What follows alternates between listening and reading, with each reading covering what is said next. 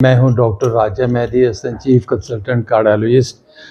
आजकल हम ज़्यादातर बात कर रहे हैं एक लेटेस्ट जो ट्रीटमेंट है जो दिल के मरीज़ों के लिए इंतहाई सूदमंद है, बग़ैर ऑपरेशन के, बग़ैर सर्जरी के, बग़ैर स्टंटिंग के, बग़ैर चीर फाड़ के, कोई दर्द के बग़ैर जिसको कहते हैं EECP यानी एनहेंस्ड एक्सटर्नल काउंटर पल्सेशन। इसके पास हमारे बेतहाशा लोग आ रहे हैं हमारे पास मुख्तलिफ़ इलाकों से, पेशावर से आ रहे हैं, डेर इस्माइल ख़ान से, बकर से, पिंड दादर ख़ान से, लाहौर से।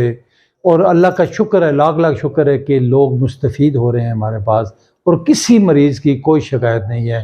ये एक लेटेस्ट टेक्निक है जिसमें एक थेरेपी की जाती है मरीज़ की और उसके मुख्तलिफ़ टांगों पे, थाइस पे और कमर पे बेल्ट्स बांध के एक प्रेशर जनरेट होता है थ्रू मशीन जिसको कहते हैं through push and pull phenomena. यानी जिस तरह आप लेटे लेटे एक्सरसाइज कर रहे हो, यानी स्पीड के साथ ब्रिस्क वॉक कर रहे हो, और वही एक तरीका है। मतलब वॉक का भी हम यही कहते हैं कि उससे भी आपकी ब्लड सप्लाई बढ़ती है।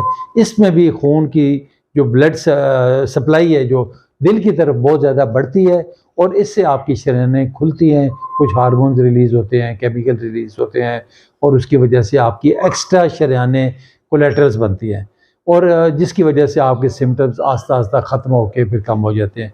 अभी हमारे पास ये हमारे एक दोस्त लाहौर से तशरीफ़ लाए हुए हैं, खालिद बारी साहब।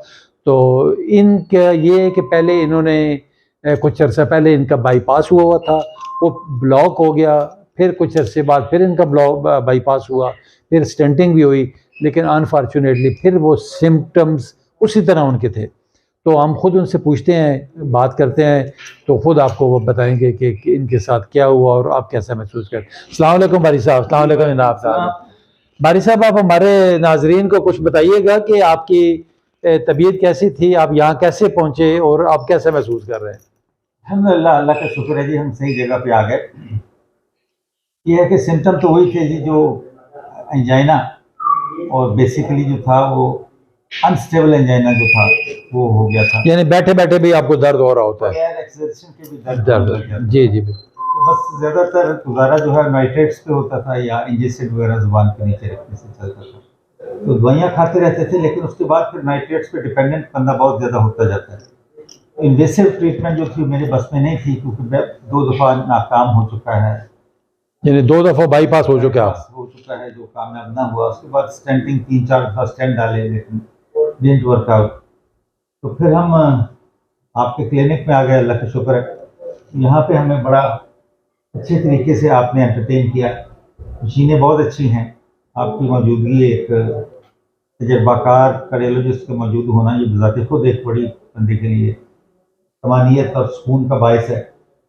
तो अल्लाह का बड़ा शुक्र है सर, आज हमारी 35वीं आज माशाल्लाह कंप्लीट हो गए सारे कंप्लीट हो गए। सबसे पहले तो मैं नाइट्रेट इस्तेमाल करता था, तो वो ख़त्म हुए मेरे। यानी आपको अक्सर ये एंजियोसिड रखनी पड़ती थी ज़बान के नीचे? बहुत ज़्यादा रखनी पड़ती थी, लेकिन मैं दिन में 2 दफ़ा नाइट्रेट लेता था। अच्छा, रेगुलर लेते थे? जी जी जी। वो ख़त्म हुई। फिर उसके बाद कभी कभार इंजेक्शन की ज़रूरत पड़ती थी। पहले 2 सेशन जब मैंने करवाए तो ड्यूरिंग द सेशन ही मुझे इंजेक्शन रखनी पड़ी, लेकिन अब 2 हफ्ते से अल्हम्दुलिल्लाह मैंने इंजेक्शन भी नहीं इस्तेमाल किया। तो सो फार सो गुड, बड़ा अल्लाह का शुक्र और बड़ी मेहरबानी डॉक्टर साहब आपकी। आपने बड़े अच्छे माहौल में ये हमारा सारा सेशन जो है ये कंप्लीट करवाया। बड़ा अच्छा कंफर्टेबल साफ़ सुथरा माहौल है और बहुत ज़्यादा ब्यूरोक्रेटिक भी नहीं है, टाइम की पाबंदी भी नहीं है। आपने हमारे लिए जो संडेज थे उनको भी आपने अरेंज करवा दिया, क्योंकि जब लाहौर से आया हुआ होता है बंदा तो दिल करता है कि जल्दी वो अपने घर चलें, और तो कोई काम ही नहीं था, बस सिर्फ यही था। तो बड़ी बड़ी शुक्रिया सर, बहुत मेहरबानी, वेरी हैप्पी। नहीं, बहुत शुक्रिया आपका। अल्लाह ताला आपको सेहतमंद रखे, तंदुरुस्त रखे।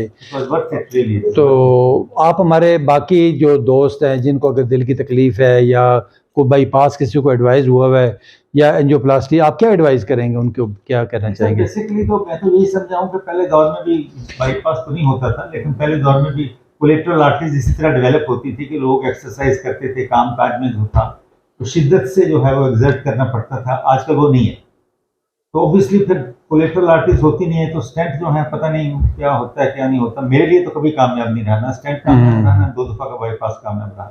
तो ये ट्रीटमेंट जो है इसमें सबसे बड़ी खूबी है कि नॉन इन्वेसिव है, चीर फाड़ कोई नहीं है। वो मशीन जो है वो आपकी टांगें दबाती रहती है, बस अल्लाह का शुक्र है। तो इस दौरान ये कोलेटरल आर्टरी जो है वो डेवलप हो जाती है। जी बिल्कुल बिल्कुल सही कहा आपने कि बेसिकली वो कोलेटरल्स ही हैं। पहले भी जो हम लोग ब्रिस्क वॉक कहते हैं उसका भी मकसद यही होता है कि आपकी जो एक्स्ट्रा कोलेटरल्स है वो डेवलप हों। अगर अगर मेन बीच में कोई ब्लॉकेज है भी तो वो आपका जो रूट है वो आपका थ्रू कोलेटरल्स, जिसको नेचुरल बाईपास का नाम दिया गया।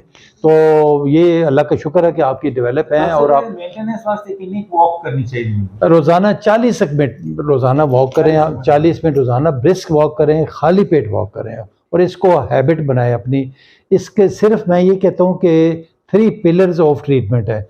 नंबर 1 हम ये जो थेरेपी करते हैं ECP एंड डिटॉक्सिफिकेशन। नंबर 2 हम कहते हैं कि लाइफस्टाइल अपना मॉडिफाई करना है आपने, जिसमें आपके ब्रिस्क वॉक है, आपकी खाने पीने में ख्याल करना है, चिकनाई वाली तेल का मैं मना करता हूँ कि बिल्कुल तेल ना होने के बराबर हो, फ्रेश फ्रूट्स वेजिटेबल्स सैलड इस्तेमाल करें। तीसरी जो चीज़ है आपकी जो मेडिकेशन है वो भी साथ साथ आपकी चलनी है। ये दवाई, ये तीनों चीज़ें साथ साथ चलेंगी और फिर आप देखेंगे इंशाल्लाह ताला बड़ी अच्छी और खुशहाल ज़िंदगी गुजार। इनके साथ इनकी मिसेज़ ने बड़ा साथ दिया है, ये मेरी बहन बड़ा लगातार इनके साथ रही है, बल्कि हमारी टीम का हिस्सा रही हैं। बाकी दूसरे जो हमारे पेशेंट्स आते रहे हैं उनके साथ बड़ा फ्रेंडली रही है, हमारे अपने स्टाफ के साथ। तो मेरी बहन आप कुछ ऐड करना चाहें इस क्योंकि आपकी बहुत अच्छा माहौल था, बहुत मेहनत से आपने सारा काम किया और अल्लाह का शुक्र है हम यहाँ से सेहतयाब होके जा रहे हैं। अल्लाह का बहुत शुक्र है, हमें बहुत बहुत अच्छा माहौल है। डॉक्टर साहब बहुत कोऑपरेटिव है और हम बहुत खुश जा रहे हैं। चलें, बहुत शुक्रिया मेरी बहन, बहुत शुक्रिया। अल्लाह ताला खालिद साहब को भी आपको भी सबको सेहतमंद रखे। और वो कहते हैं ना कि the option for patient with no option, ऐसे पेशेंट जिनके पास कोई ऑप्शन नहीं है उनके लिए मैं समझता हूँ ये बेस्ट ऑप्शन है। कम से कम एक दफ़ा आए आजमाएं तो सही ना आप, फिर देखें ये हमारे मरीज़ क्या कहते हैं। यहाँ पे जब आप मरीज़ों को मिले, उनके टेनेंट से मिले, देखें कितने खुश होकर यहाँ से वो लोग जा रहे होते हैं। अल्लाह ताला सबका हामी नासिर हो और सेहतमंद और तंदुरुस्त हो तवाना रखे। बहुत